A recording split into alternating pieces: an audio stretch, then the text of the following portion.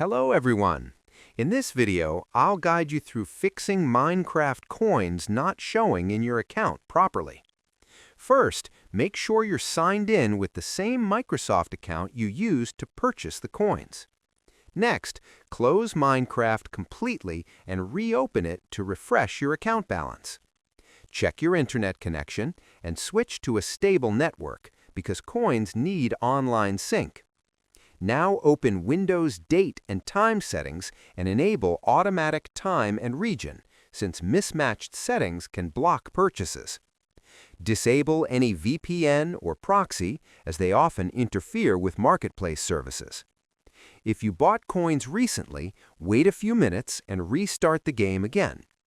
Also, check that Minecraft is fully updated. If coins still don't appear, sign out of Minecraft, restart your device, and sign back in. Finally, reopen the marketplace to sync your balance. These steps usually restore missing coins and fix sync issues quickly. Subscribe the channel for more videos.